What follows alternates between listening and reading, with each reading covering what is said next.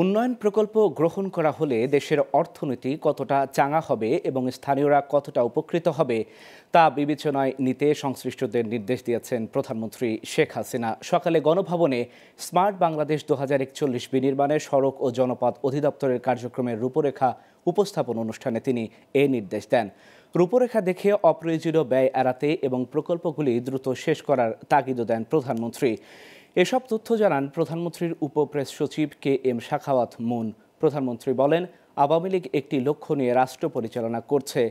এরই মধ্যে গবেষণার মাধ্যমে খাদ্য উৎপাদন বাড়িয়ে সফলভাবে খাদ্য নিরাপত্তা নিশ্চিত করা হয়েছে। আর 2041 সালের মধ্যে বাংলাদেশকে একটি উন্নত, সমৃদ্ধ ও স্মার্ট বাংলাদেশ রূপান্তর করেই লক্ষ্য বলে জানান সরকার প্রধান।